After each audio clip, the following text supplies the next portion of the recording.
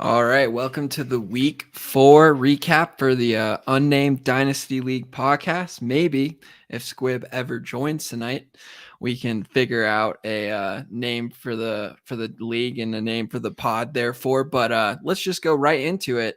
Kyle, right now it's just me and you, so I do have one guest here in Kyle, but I am missing 3 agreed guests. One I think was always going to be late. The other I just haven't heard from. The other found out we were going to be roasting him, this one being Squibb, and has decided now not to join.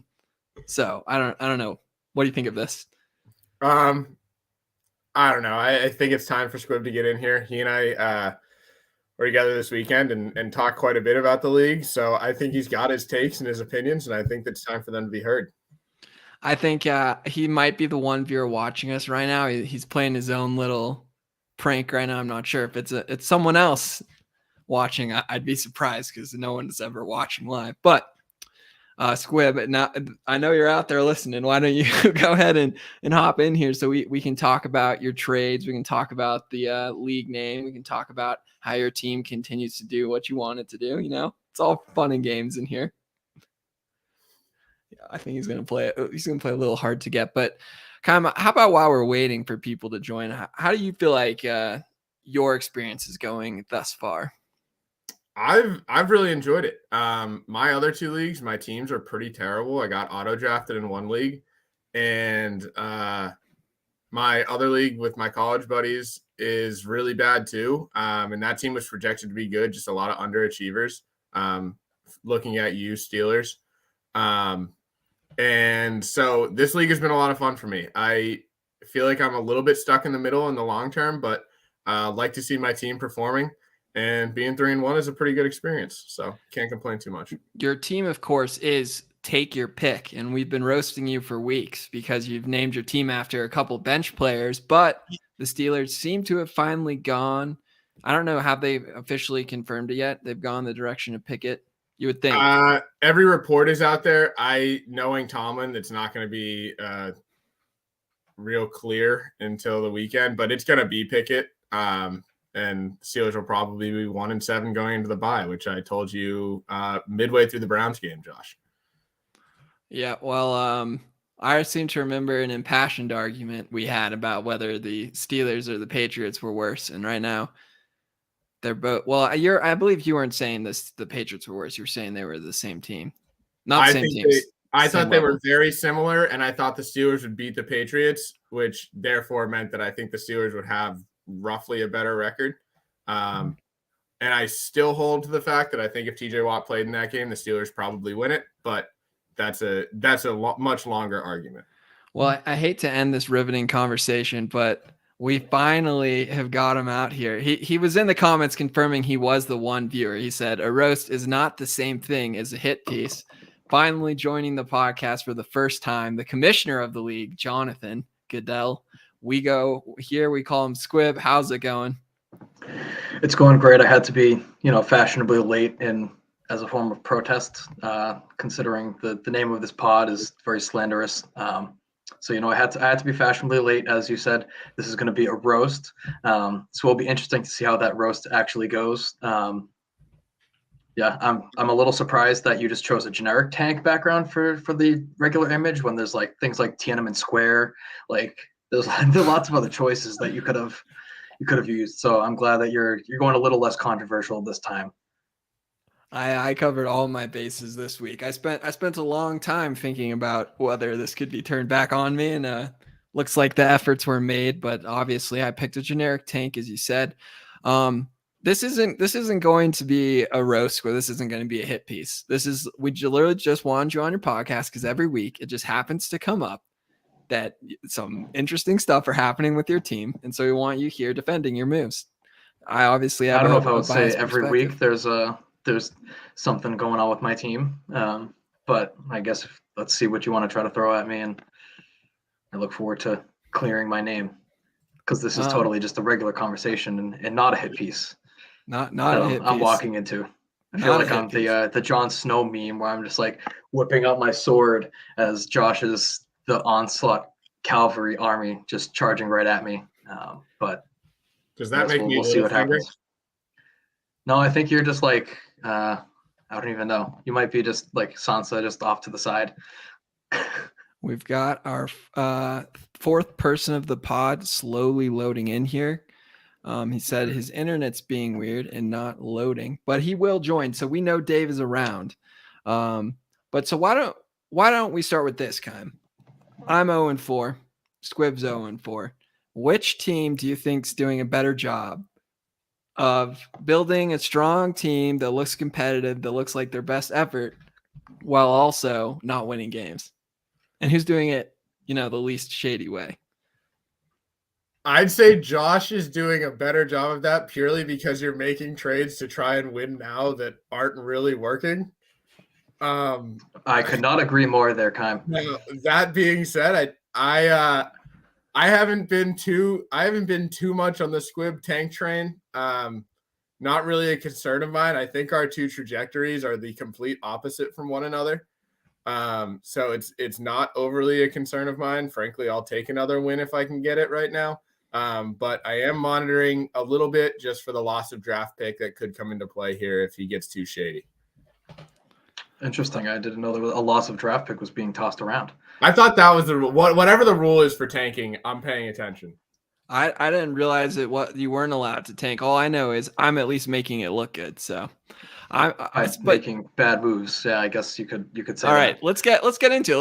Let's go. We've mentioned the trades. You said I've made some bad moves. Let's get into the trades this week. We're not going to start with mine because I think we'll be more impassioned. We'll start with Squibb's big trade. Well, I don't know if we want to call it big. Wait. Oh, I'm already sharing the screen. Okay, hold on. Let's go to this. This view. This was our first trade of the week. Created some shockwaves in the league. Squibb, you ended up sending out Allen Robinson, who, I mean, you got to be feeling good about that right about now. It's kind of universally people calling for the drop signal in redraft leagues, let alone dynasty. Clyde Edwards-Helaire continues to produce. I'm interested to hear your thoughts, Squibb, on whether you think that's legit or not. And then you traded a couple of third-round picks, but in return, you got Rachaad White, who continues to carve out a role in the Tampa Bay offense. Looked good this week. I think that was a good acquisition for your future endeavors. You might be a little nervous. He's been playing so much and he continues to play. You might be getting a little nervous. He's actually going to help you win games this year, Squibb. Like to hear your thoughts on that as well. And then, of course, the ever valued 2023 first round pick, quite the loaded class. I don't know if you're betting against Squibby or you're just trying to collect first round picks, and then you got the second round pick. So how about we start with what you sent here, Squibb? Already feeling pretty good about giving this up, considering Allen Robinson was one of the key pieces.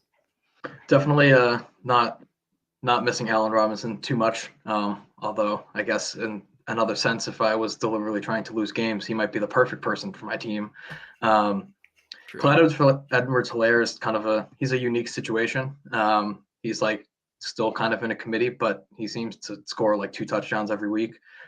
And he's young, so it's possible that 2 years down the line he'll still kind of be a top 15 running back. I think he's like number 4 on the season right now, and that could be a player I wish I held on to. But yeah, at this point, just trying to amass some draft capital.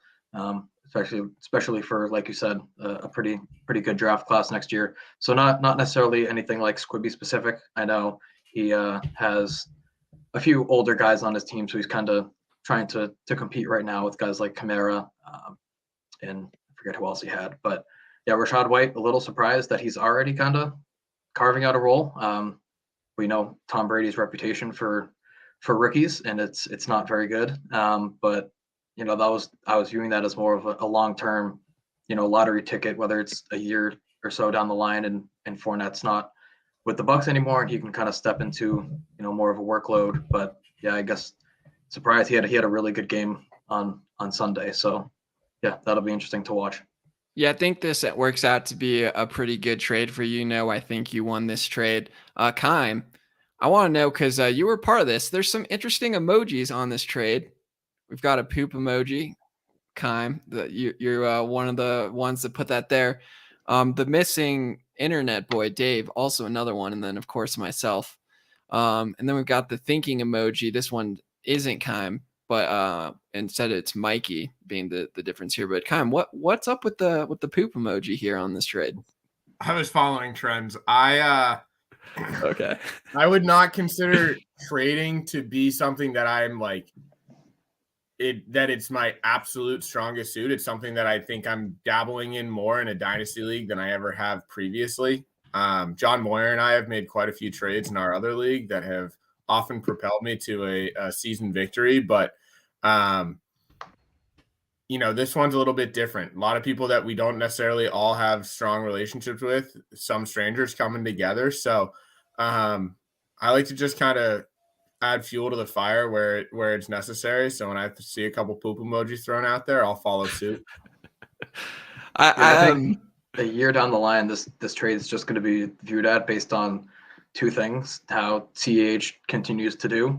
Obviously, if he continues being a top 5 running back, no one's going to say anything really about the trade, and then depends on where that pick lies. If he lands like top 6 and he's in the lottery, then that'll be far and away a clear win for me. If he's able to make a couple other moves or put a run together and finish 11th or 12th, then that'll be another big a big factor in determining how we look back onto this trade.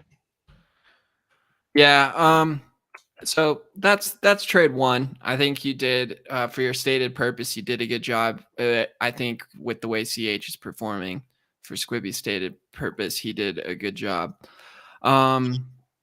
Let's go to that. We can skip this trade for now. It doesn't really, the Moyer and Brady trade, not really a notable trade, because I really just want to get to this trade because Squibb seems pretty opinionated about a couple trades I made.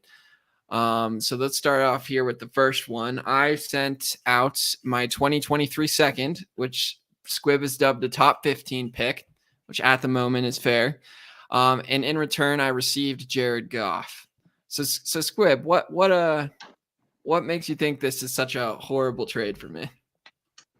I think it just goes against every principle about what your team should be doing. It's nothing against Jared Goff, the player. I think he'll be a very solid quarterback too for this year. I think long term he definitely has question marks about what he's going to be, if he's still going to be on the Lions next year. They have a pretty good contract out where they can pretty much get out from him for like less than $10 million dead money.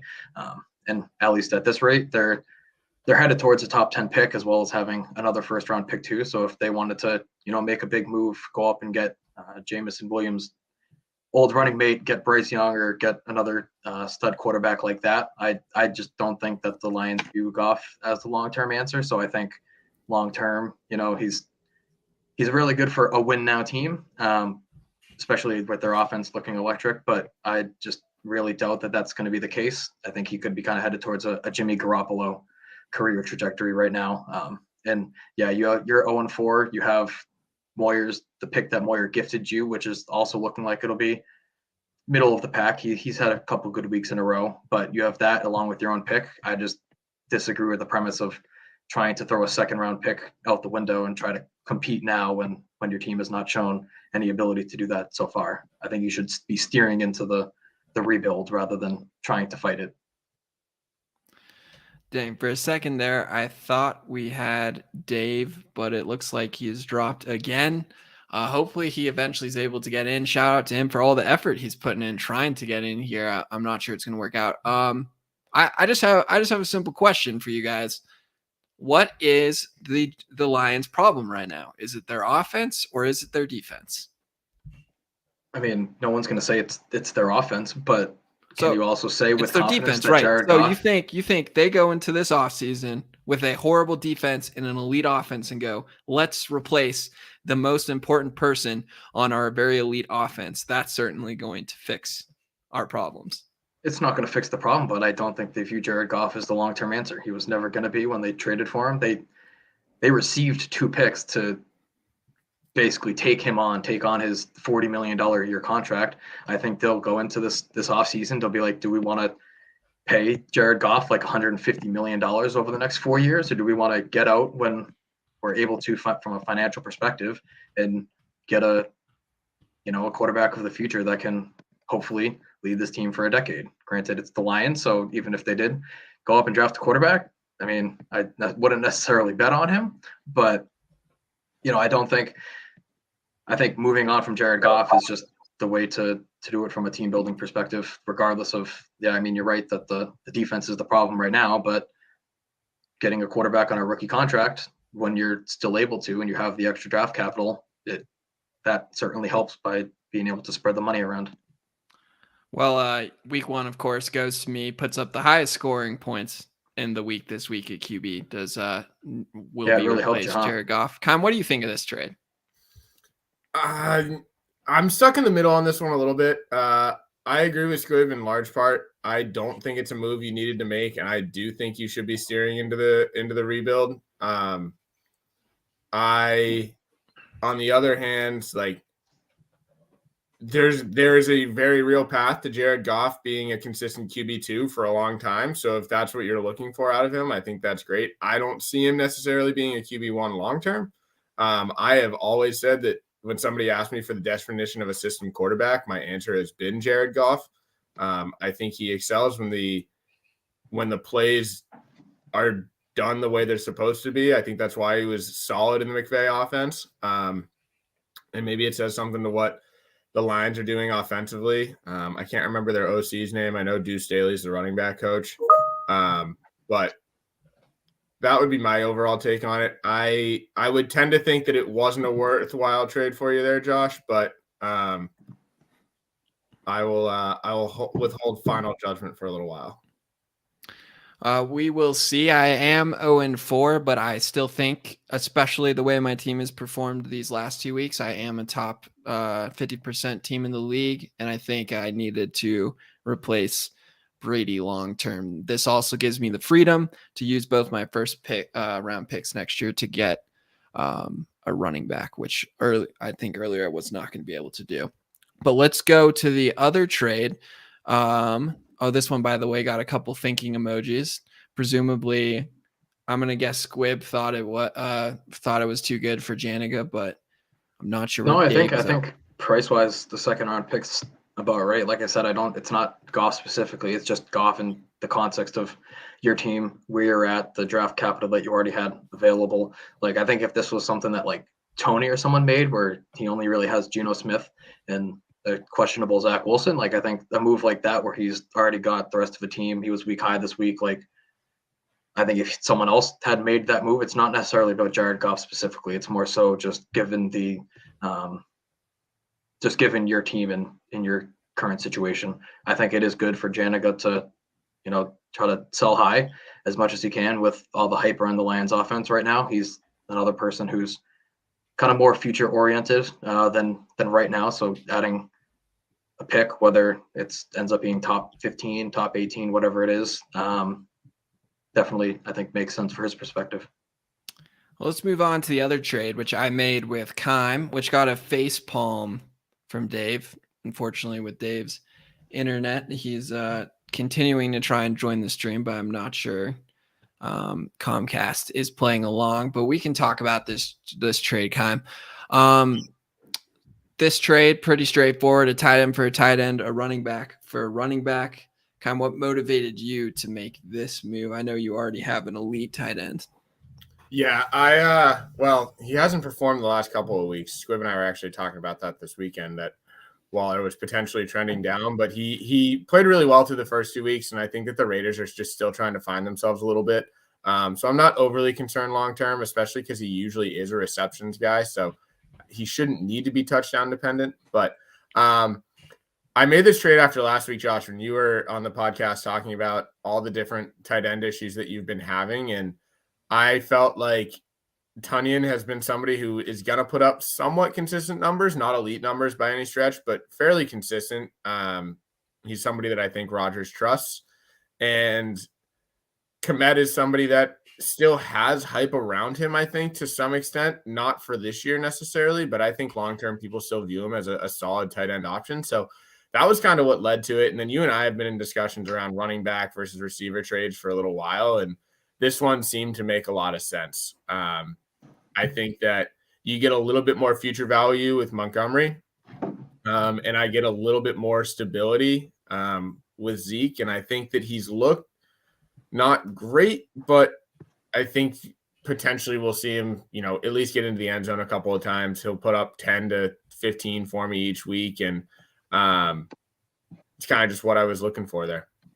I actually, personally, I know I traded him away. I do think Zeke looks a lot better than he has, at least compared to last year. So I think he'll be a fine asset for you this year.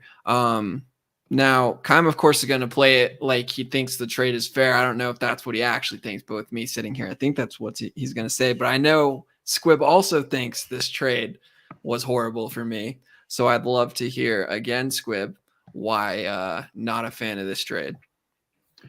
Yeah, I mean, on the surface, I don't see, I think it's a pretty even trade across the board. I like Keim's idea of, buying Kmet as low as he ever will be, assuming he has some sort of bounce back. He does have Waller, who's on the older end, but didn't really have a backup young tight end to hopefully develop in the future. Tight end's obviously a little bit of a crapshoot.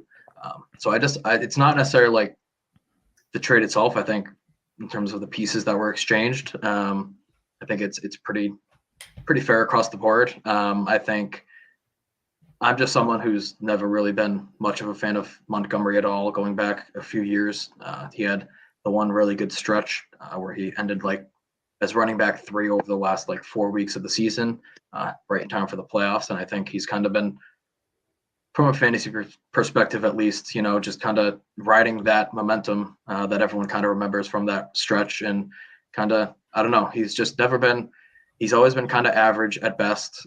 There's a new front office in town in Chicago that seems to like Herbert a lot more, and Herbert seemed to outproduce Montgomery every chance that he had, even going back to his brief stint last year.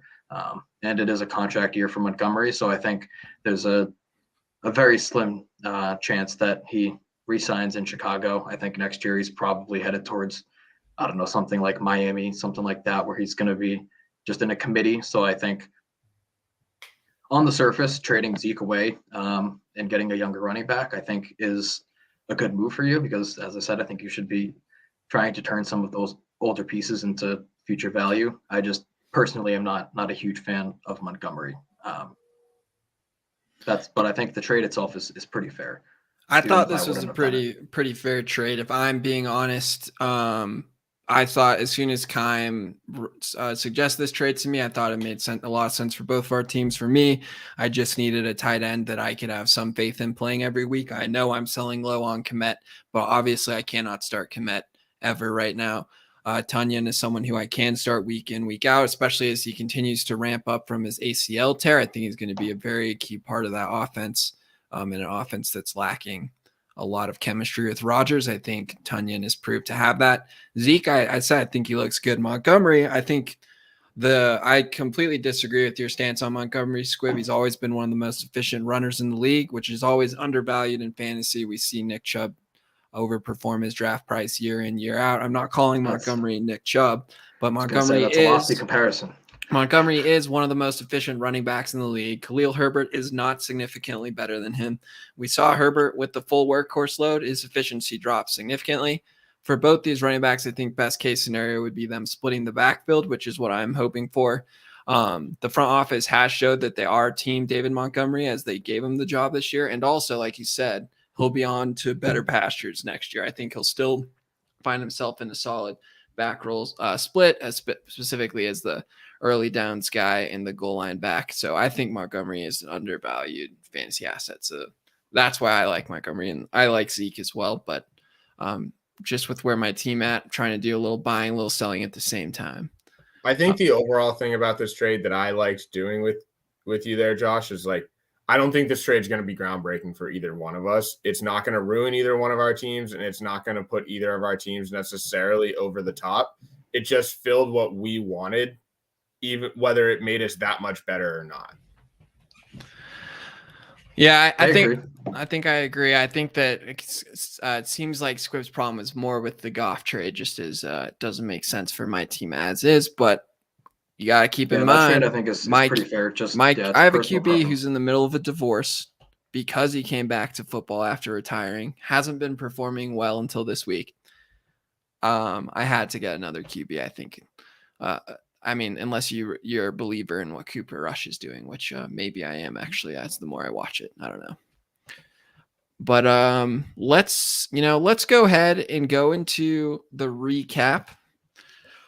Let's just go down the matchups. We'll start with my matchup. I put up 143 points, which I'm happy with. But of course, my opponent put up 169, which I believe was second best in the league.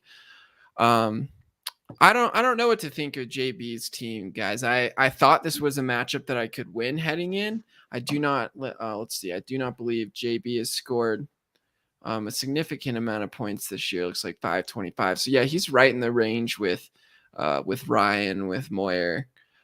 Two teams who I know Ryan's not trying to win. I don't want to say what Moyer's trying to do. But I don't know if there's much to add here. JB's got some pieces here. Justin Jefferson, I guess, that's been underperforming. George Kittle, he's gotten back. I don't know if there's much to add to this matchup, but just another tough loss for me at 100 with 143 points in a loss. Squibb would be jealous though, right? Productive struggle. I mean, yeah, I mean, your team did have a good week. I think it would have probably been above average for most. Just spitballing. I don't know for sure, but yeah, 170 is a good point. I feel like JP was a team. Generally, we were confused about how to classify it, whether it's kind of in that win now territory, in the kind of the rebuild long term view. He's got some older pieces, some younger pieces. Yeah, I don't know exactly who he has. Yeah, Chase Edmonds has been big time trending down arrow, which stinks for me. I have quite a few shares in my redraft leagues. But yeah, obviously Justin Jefferson's no worries about him long term. I would be a little worried about Kittle. He seems to be playing more right tackle lately than actually tight end, which we don't give points for pancakes or anything like that. So, but yeah, I think he's got a team that, I mean, he put up 170 this week. I feel like he's got a lot of upside. Just on any given week, could beat almost everybody, but also probably has a little bit more of a floor. He does also have Amon-Ra St. Brown, so he wasn't even at full force this week and still put up the second highest. So I think you're probably right. It's probably a boomer bust team, which is always a dangerous team come playoff time. Let's move to the next matchup. Let's go the highest scoring matchup of the week. I believe our third highest score. Tough loss here this week for Moyer. A team that I continue to doubt, and now for the second straight week has put up a respectable amount of points. He's facing Tony, who ever since he's got his second QB, I mean, well, I guess this was his first week with the second QB, but Tony's on quite the roll here, looking like a formidable team with his four running backs. Let's go to Kime here, since you know Moyer best of all out of us three. What do you think Moyer is doing here? Is he trying to win now? Is he? I don't know. What is he doing? I'd argue I know both of these guys best of the three of us. I think that's undisputable. Yeah. Oh, that's true. Yes. But Moyer's more of an enigma. I think Tony's just wants to win and is winning. Yeah. I mean, John is a fascinating fantasy football player, and sometimes it works for him and sometimes it doesn't. He is always going to be willing to go the different direction and maybe do the thing that has a 30% chance of hitting instead of the 70% chance of keeping you consistent, on the off chance that he wants to be the guy to be right on that, like, just massive switch. So you just always got to be ready. Always got to be ready for the trade request to come in. I've seen Moyer make a couple of championship games in my time playing fantasy football with him. So it's not for a lack of effort and paying attention. He knows what he's doing, but we can't understand the way that he knows what he's doing. These guys had a big trade during the draft when Moyer Yes. traded up a couple spots for Debo. I think he moved up Tony from like the 25th round to like the 8th or something like that. But Moyer, you can say what you want about him, but he has his guys and will do whatever it takes to get those guys. Yeah, I mean, I guess he lucked out in the sense of having Jeff Wilson kind of pan out as a RB2 for at least the short term. I think at the beginning of the season he had Marlon Mack as his running back too, who didn't even make the team. So I think he's lucked out by being able to plug that hole with Jeff Wilson. Yeah, I think also looking at Moyer got 70 plus points between TJ Hawkinson, looks like 75 plus points between TJ Hawkinson, Josh Jacobs. I don't think that's going to happen very often. I don't think it's going to happen again. Then again, he did get 0 from Claypool and only 6 from Lawrence. Personally, I think that's Trevor Lawrence for you. And then I think Claypool's on his way out of Pittsburgh. I don't know, Kyle, you're the Steelers fan. He is my least favorite Steeler of my lifetime. Of your lifetime. Only the person that is right above him is Mike Mitchell. This is like for like notable Steelers. I could probably give you worse, but yeah, he is insufferable. Yeah, he's even from afar away. He's only fun to like in the sense that he's obviously the worst. But other than that, nothing redeeming about the man, at least at the moment. I think ever since that first down dance that cost them the field goal attempt to win the game, I think he lost the favor of Steelers fandom. Yeah, but you guys, they drafted George Pickens second round, obviously. And what round did you draft Austin? Fourth. Fourth. But you guys will remember too. I had declared myself officially out on Chase Claypool. I think 2 weeks before the first down incident. So I was early on the train. I think he does not use his brain. He's a freak athlete. He also doesn't use his hands to catch the ball. He only tries to use his body. I really don't like him as a receiver. I was looking forward to seeing what he could do in kind of a Kyle Pitts-esque role this year, because I think he should be very good in that role. But between Matt Canada being terrible, Mitch Trubisky being terrible, and Chase Claypool being terrible, it's been a tough go. Cam, let's jump to your matchup since I know you have a hard out here coming up soon. A solid win for you this week. I think you put up the 4th most points. Do I have that right? Yeah, you did. 4th most points at 155. The person you're playing, Pustin, one of the only 3 undefeated teams in the league. You were able to beat him, and now you moved to 3-1. This had to feel pretty good. It did feel good. I got pretty nervous on Sunday night when Mike Evans and Travis Kelce combined for, I think, 61 points when I was projected to win by close to 25. But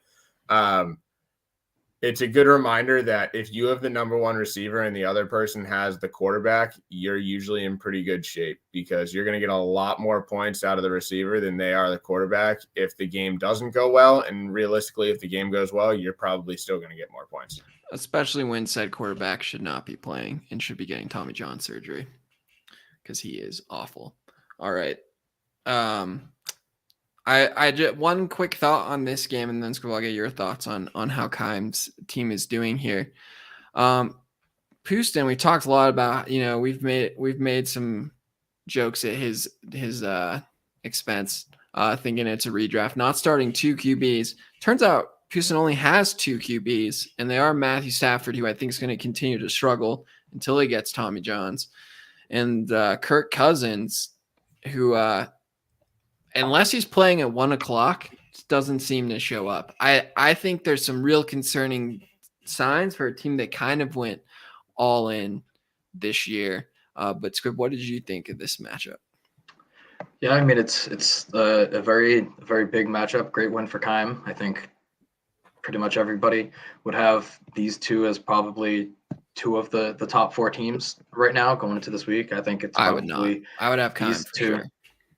I would think these 2, along with Brady and Mikey at this point, could be forgetting someone. But I think it's Keim, a great win. Keim, Brady, Mikey. Although we'll talk about Brady when we get to his matchup, and then I'd probably honestly go Tony right now. Yeah, I mean that's fair. Those are Pustin's probably the 4th one out of those 4 for me. He has a serious problem. So I definitely would be starting to get concerned about the quarterbacks. About Jonathan Taylor, rumored to have an ankle sprain and walking around practice today in a walking boot. I think I play Pustin this week, so I might have a challenge on my hands in order to extend my streak to 0-5. We might see some interesting players on the bench. We see that questionable label. They're not playing. Yeah, well, we'll see. I think he wants to play through, but I don't think. I think eventually push will come to shove, and he won't. But yeah, good week for Con. Good to see Eckler get back on track. I think Kyler's the most confusing player in fantasy. I know Josh and you and I have him in our other dynasty league that we co-manage. Feel like every single time I check the score at halftime, and he has like 1 point just through the first half. Definitely starting to get frustrated with Kingsbury's play calling because I think Kyler Murray's better than that. But he always seems to have, a crazy second half where he pulls a good above average 23-point week out of nowhere when halfway through he had a point and a half. Feel like that's happened 2 or 3 weeks in a row now. So definitely confusing, but yeah, I completely agree. And I know Kyle hates Kyler Murray almost as much as he hates Chase Claypool. I'm not a Kyler Murray fan, so I hated everybody when Kyler was what fell to me. Although, to be honest, I'm pretty happy that Tony took Najee ahead of me because I would have been like emotionally bullied into that pick like I was in another one of my leagues, and it is single-handedly killing the team. So I do not like Kyler. I made my decision up when he lost to the Steelers team with Duck Hodges in his rookie year that I do not think he's a good quarterback, and I have stuck to that opinion. But he's relatively effective in fantasy, though frustrating. A big question for Kime is Kenny Pickett going to make his start on your dynasty we were talking team about next that earlier, week? but no. So I Oh, have Matt been Ryan? thinking about this. I knew this question would come up. I think there's a better chance that George Pickens gets a start this week than Kenny Pickett. The Steelers have the Bills and the Bucs the next 2 weeks, who are pretty much the 2 best defenses in the league. So while I'm very excited about Pickett and what I saw from him, I don't think that this is the time for it. I think it's going to be 2 or 3 weeks, and maybe in that Dolphins game or the Eagles game that they have in weeks 7 and 8. Cam, as I looked through your team, I think the top 4 thing is a little tricky. I don't think the top 4 is necessarily clear, but I think that you are in a clear top 2 right now with Mikey. I think with Brady's injuries that he doesn't seem to address, just leaves him in his lineup. And I think you have arguably the best depth in the league with some of these bench players. Like the fact that you don't even need Renfro or Ayuk this week. You have Pickens. I think that's pretty impressive. I don't think a lot of teams have that deep of depth, particularly at receiver, which is arguably the most important position. And you got to feel good about. You were complaining that you bid too much on Reynolds, but yeah, 21 points. That was immediately put to ease when you see especially with the struggle people have on waivers in dynasty leagues. This is and that right there is worth all you paid for him. Yeah, just so that's a slam dunk for me, and especially in a week when I was like my receivers did not play particularly well, with Deontay having a bad week, and then Renfro, Jacoby Myers both being hurt. Like I needed this, and he was slow to get started in the game, so good to see him put up some points. I think the thing that I love about this team is that I think it's like very, very consistent. I think 140 for me is pretty much a lock almost every week. And I certainly knock on wood when I do that. But I think that it's just a team that's going to put up a floor. I don't think I have the super boom potential that other teams do because I don't have the quarterbacks that can do it. I don't have an elite quarterback. But I think I'm always going to be able to put up 140 or 150, and it's just going to be a matter of come the playoffs. Is that going to be enough? Like, am I going to face somebody who goes off that week? But yeah, absolutely. I think you've done a good job with this team. You didn't bust on every pick like I did, or spend all your draft capital drafting prospects like Squibb did. So, yeah. So I think I'm playing the middle a little bit. Squibb and I had a conversation this weekend. Scary, you never know how long they're going to last, but this weekend was confidence boosting. That like it's still in there somewhere. For Eckler, who hadn't really done a lot other than catch 3-yard outs, like 17 times a game. I mean, great game though, but carried the team. So it will happen shortly. Okay, yeah, that's the matchup right there. Eckler versus Jonathan Taylor, 30-point gap. Not really. That's pretty tough to overcome. Yep.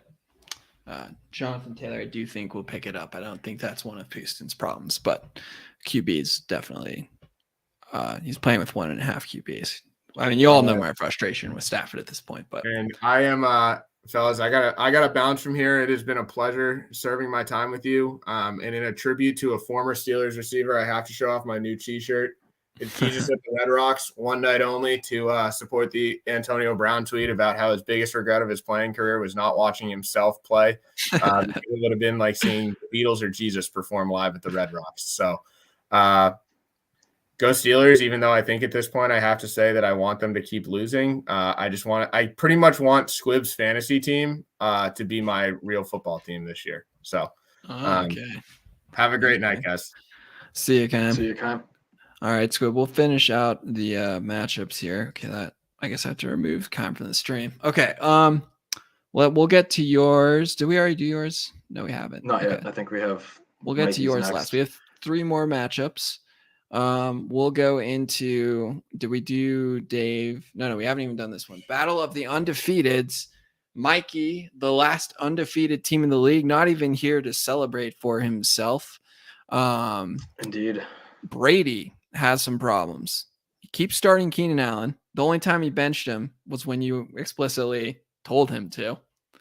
And now he's lost. Swapped him back in, which is now 2 weeks in a row where he took him, didn't leave him in the lineup, actively swapped him from the bench back to the starting lineup. And I think people are concerned about him rest of season just because this wasn't the same injury, but he started coming back from the hamstring and re-aggravated it. So it's not just a longer time to recover. And he's, I think, 30 years old. Once you're 30, those soft tissue injuries, those take quite a while. You don't recover like you did when you were 22. So I think without another change, I think we could be looking at Keenan Allen started with a big red O next to his name for another few weeks here at least. And now with Keenan Allen, we have who was supposed to be his RB1, but it's definitely his RB2 with the emergence of Saquon Barkley. Javonte Williams torn ACL, tore a couple other things in his knee. He's out for the year. Do you think we'll see him making any more starts for Brady's lineup this year? I'm gonna say no. I think eventually he'll check his lineup and put him on the IR spot. I think because he's eligible for the IR spot, I think that makes it more likely that Brady's going to pull him and put him there because there's absolutely 0% chance that he makes another start. He tore his ACL along with like several other things in his knee. So I think even beginning of next season is possibly in jeopardy for him.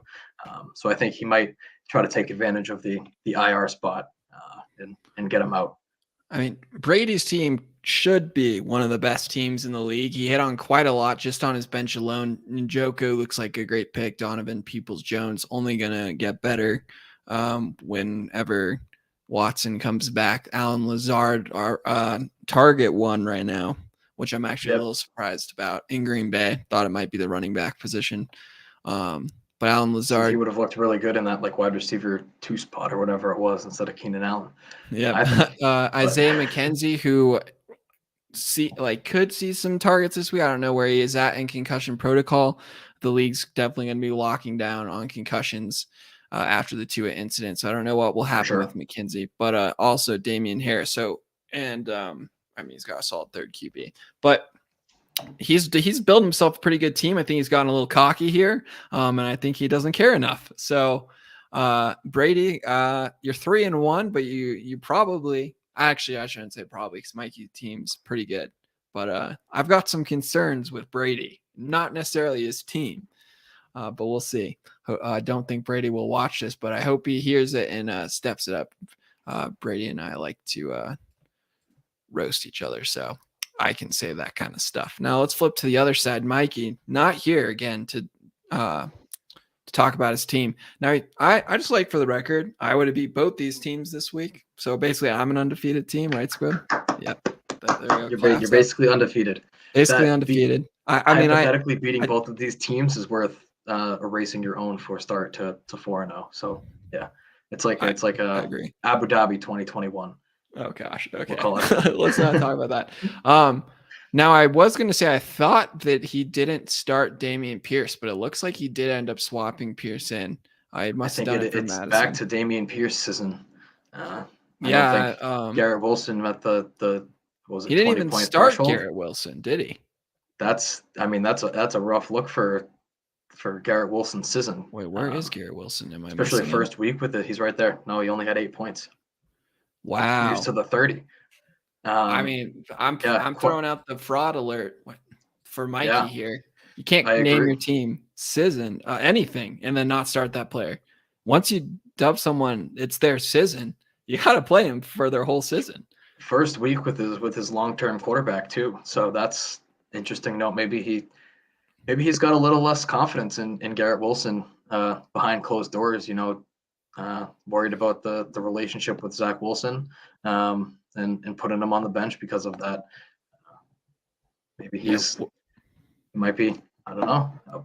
Maybe he'll throw some offers out to try to sell high. I don't know. That's a puzzling move. I mean, he had good running back options for his 2 flexes, but scroll up a little bit. Yeah, I mean, I don't know if I would have started AJ Dillon over Garrett Wilson coming off of his 30-point game, but I guess we'll see what happens. I mean, he didn't make a terrible call. He scored 8 points. No, definitely not. Yeah, and I get playing Curtis Samuel. I think Washington's receiver room is a bit of a mess right now. They have 3 very capable options. So actually, and one maybe possibly occasionally capable on like 4 plays a drive before he makes an erratic deep throw down the field that gets picked off. Quarterback, yeah. I agree. Well, congrats to Mikey for being the only remaining undefeated team. Now, there are still 3 teams in the league with a 0 in one of the columns. So we'll see. 2 of them represented here between Squibb and I. We'll see who's the last person to have a 0. That'll be a fun thing to watch. Let's go to this matchup. Dave was never able to join us, unfortunately.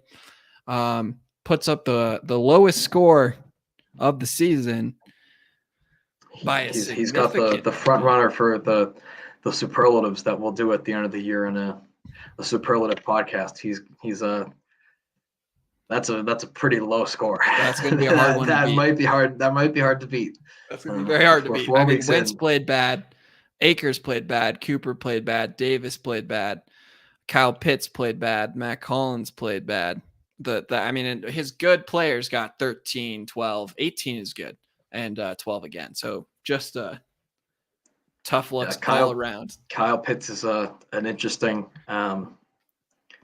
interesting situation right now. Obviously very athletic, but not the most polished. But last week he was second on the team in tight end snaps and tight end routes run. I think he only ran like 14 routes, which 1 year after drafting a tight end 4th overall, you certainly hope to that the Falcons would use him more.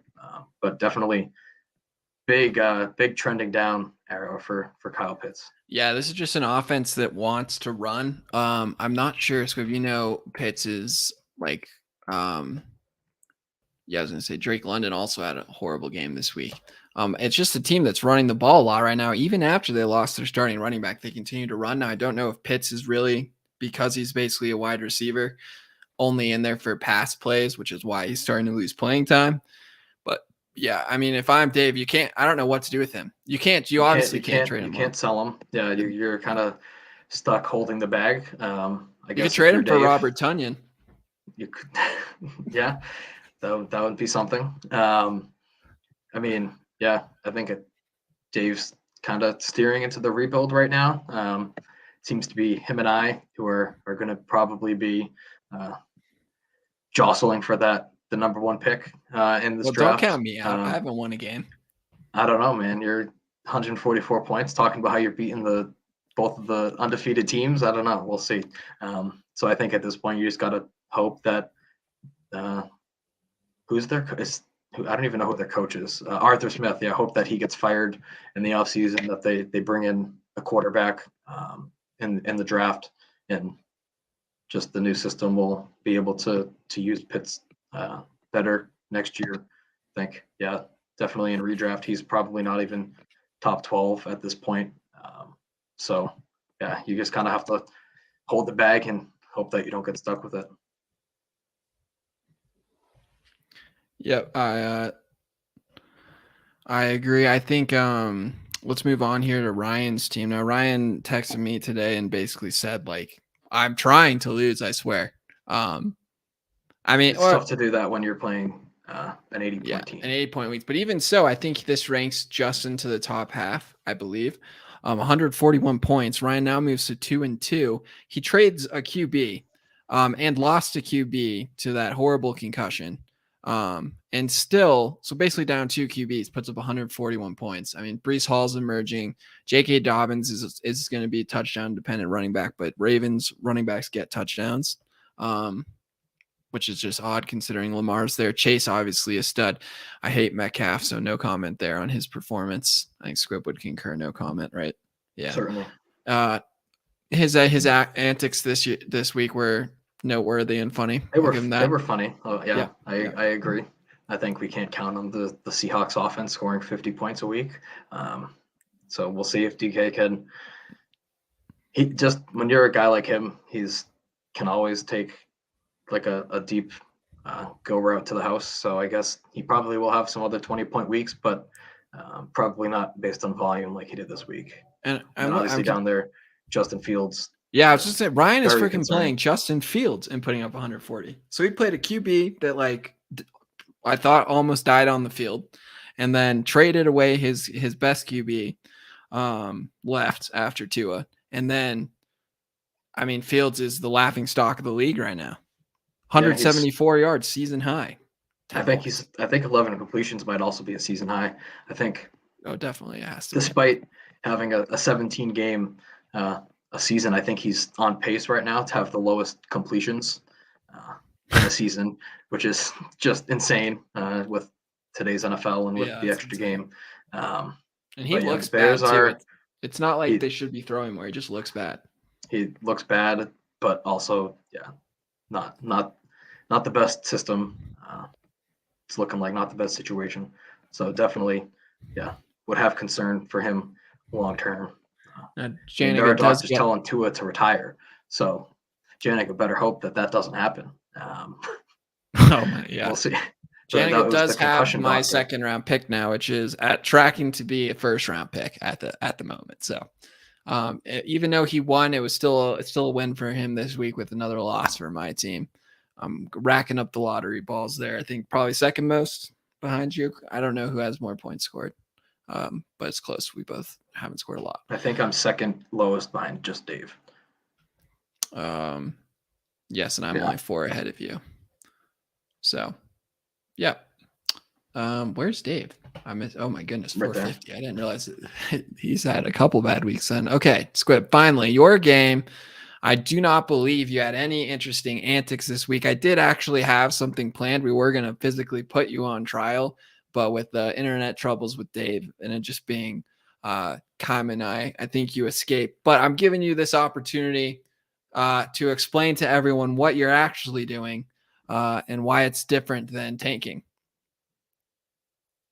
I mean, I think there's the difference between like taking out all of your players in, like, if I'm starting Alberto and I don't even know who else, Jerome Ford, and just filling my lineups with guaranteed zeros. I think that's intentionally throwing games, which I don't support or condone as conditional as commissioner. I know there was the Justin Herbert discussion last week, so I'll try to explain that a little bit while I have the floor. I was concerned about Justin Herbert last week. He practiced Wednesday in a limited capacity, then did not practice Thursday or Friday.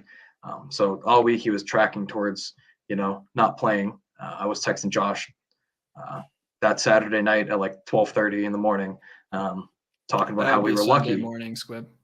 Sunday morning. Thanks, Josh. Time, please. talking about how we were lucky in our other league for playing against Justin Herbert that week because it was looking like he wasn't going to play. So I did have him benched.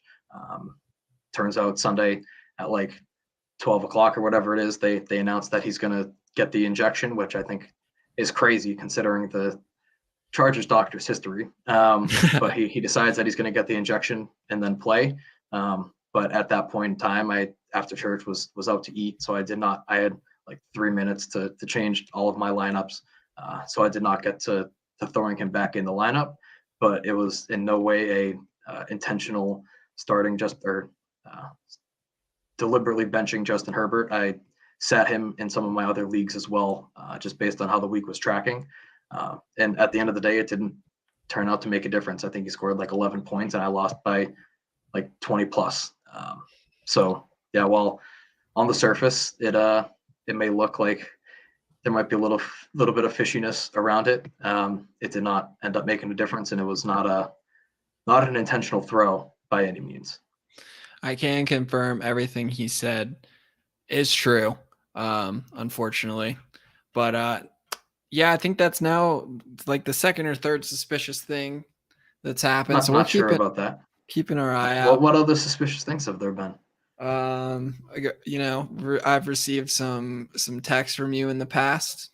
So obviously the incident where you asked your opponent to start someone different because the other guy was playing. Just trying to make sure everyone's starting their best lineups.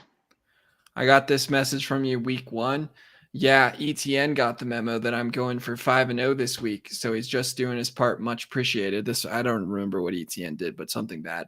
And I said, "Isn't he on your team?" And you said, 4-1 with only loss in our league equals 5-0 for me. Yeah, I mean, like I said, not wanting to compete is not the same thing as throwing games, which I completely stand by. If I'm out here benching Justin Herbert and Mark Andrews and T. Higgins every week, that's a different story. I don't think that's acceptable for another direct me quote from you or for anybody else in the league. During the Brady incident, you said, "And with that, any second thoughts about my desire to be competitive is gone." Yeah, I think you and Mikey were speculating that I was just claiming that I didn't want to. I wanted to actually compete, and I'm just lying and saying that no, I actually am, but I'm actually trying to build for the future. Productive struggle, as I think it'd be fair to say then that you're not trying to set a competitive lineup. I disagree completely. But your own words. Any second thoughts about my desire to be competitive is gone. Competitive in terms of winning games, I think, other than the Justin Herbert thing, which I think is questionable at best, or questionable at worst. I think every week I've set the best lineup. Freudian slip. Whatever you want to call it. I think every week, other than that, I've tried my best to start the best lineup. Yeah, at this point, my team's very banged up. Trey Lance is obviously out for the season. Treylon Burks now has an injury. He will probably head towards IR. And I spent high draft capital on guys like Jameson Williams, who aren't going to offer me much this year, but hopefully will be good pieces long term. So I think from the beginning, my plan was not to make a run at the title this year, but I'm going to continue to put my best lineup forward. I don't expect it to be very good at this point, but I'm not going to deliberately throw games. Everything's just coming up Squibb right now with all your injuries. But speaking of Squibb, you of course the Squibb the younger, the elder Squibb is who you played this week. He was 2-1, but with the second least points in the league last week, but with a respectable performance this week, I believe. Let's see, I believe he's fourth least now. 496. Oh no, he is still third least. He's got less points scored than Moyer, and and then more points scored than me, you, and Dave. But a team that's trying to compete right now, you got a close-up look at this team this week. Do you think there's problems despite the 145, which is obviously very encouraging? I think there's problems in the elder Squibb's future, or do you think it's just stumbling out of the starting gate? He'll take his 3-1 and then actually become legitimately competitive. I think it's more likely to be that. I think he's been missing guys like Kamara, who I'm also missing in a few leagues. Like I think stuff like that has hurt, but I guess at the end of the day, all that matters is the record. He plays really good fantasy defense. He's got the 3-1 record, points for. Yeah, it's the tiebreaker, but in the grand scheme of things, it doesn't matter too much as long as you're scoring more than your opponent that week. So maybe he's got a little lucky with his matchups, but I think Kamara being back, interesting that he benched the players that he traded for this week over like Robbie Anderson. Wouldn't necessarily be a move that I would have made. I expect we'll see them in this week. Hilaire at least I think should. Well, yeah, because Patterson's out. Yeah, especially considering that. But he does have Nyheim Hines, who will probably play this week. So yeah, I think he's got some good pieces. That I don't think he's necessarily up there with like Mikey or Tony at this point. Tony happens to have Algier, who's a big up arrow with Patterson on IR. I don't think he's quite there yet, but I think the elder Squibby, all of his like 75 years of wisdom, I think will propel him to at least a playoff team. Absolutely, and reasonable aspirations. We've already hit the 1 hour mark, which means we need to wrap it up. But real quick, let's go through the games next week, and we'll each just pick who we think is going to win. We have the completely defeated Brown Panther versus my neck, my Mac. I think this is when I'm going to get my first win. What do you think, Squibb? I think that's probably the case, but I don't know exactly how bad Dave's team is. He's still projected 137, which is not a bad week. But yeah, I guess if Swift's out, which I think he's supposed to be until they're bye, I would pick you to get that first win. This is the most absurd projection. What do they have Olave at? Yeah, that's absurd. Okay. Projections, man. All right. Team Tony on the block anyway, so that's true. He might not even be there. Team Tony Rigatoni versus Brady Ryan. I'm going to go with Tony here. I do think Brady will set his team, but Tony's team is riding hot. Highest scorer in week 4 and close, if not, again, the highest scorer in week 3. Yeah, I think Tony is, definitely one of the best teams in the league right now. It'll be interesting to see what he does with Algier because I think he spent like 4 of his first 5 or 6 picks on running back, so he has no room to start. He's going to bench Najee. So he might be benching his first round pick. So we'll see what happens. But I would pick Tony as well. Absolutely. Okay. John Moyer, who continues to surprise, facing the best team in the league. Do we get the ultimate shocker here? Can Moyer beat Mikey? I'm going to say no. Yeah, I'm going to agree. We said Moyer, I think he has some negative regression coming his way. After, like you said, was it like TJ Hawkinson and Josh Jacobs that got him like 80 points? I don't think that's sustainable. Absolutely not.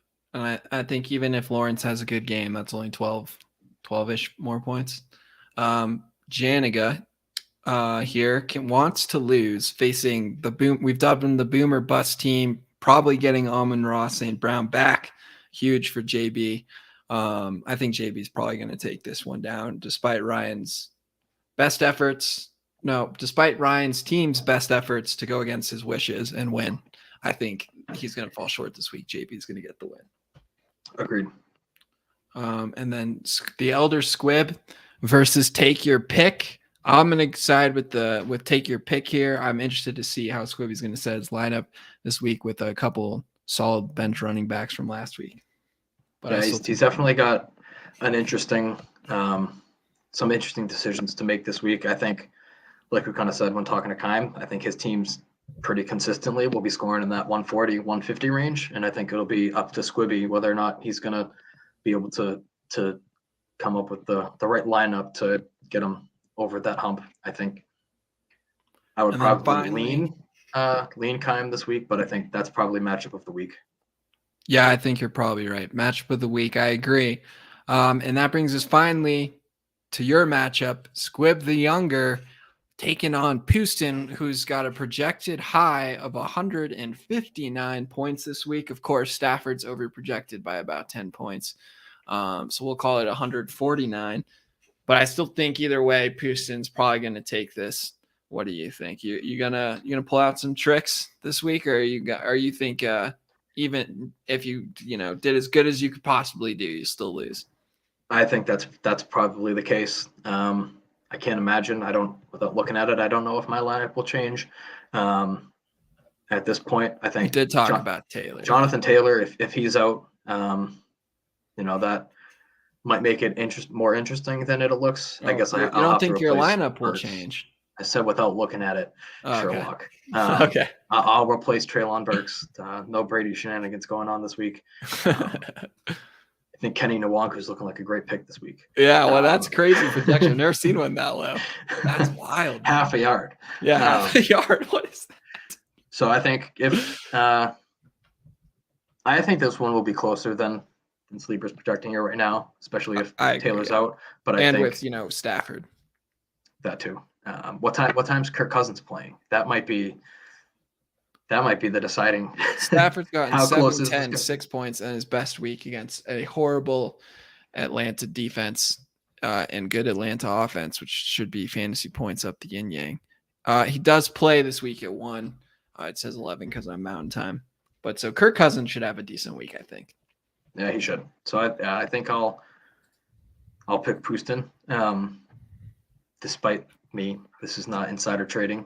Yeah, I know. Throw of the week, so I can be right on the pod. I think Houston will probably pull it out, but I think it'll be closer than the 35 point gap that it has us at right now. I think that I would take 50 Shades of Trey asterisk pending. Yeah, plus 35. I have to come up with that something else, but yeah, I think I would take me plus 35 versus Houston. I agree. I think so for sure. Well, Squibb, I appreciate you joining this week and facing the Flames. I know you were giving it a lot of thought there when you were kicking your feet, watching from afar before you joined. But that was in protest. I gotta be a few minutes late. Also wearing the Vanny Woodhead Pat Patriot jersey in anticipation for Bailey Zappi to wear the Patriots throwbacks for the first time in like a decade. Absolutely. And your protest did end up working because we did not get to do the segment I wanted to do. But we talked about it. You gave your defense. We'll let the people decide if it was enough. But that's going to be all for the week 4 recap. I know we went a little long this week, but got a couple new guests in. So always got to give them the time. You want to click that trades quick? Let me view it off screen. I'm just joking. No, I do not. It was worth a shot. Yeah. What if I actually had done that? Yeah. No, that trade's not happening. That's one I've just haven't withdrawn. But was out there last week, so assuming it's a no-go. All right. See you, Squibb, and see you all 0 people currently watching. But if you're watching in the future, thank you. All right. See you guys. Bye, guys.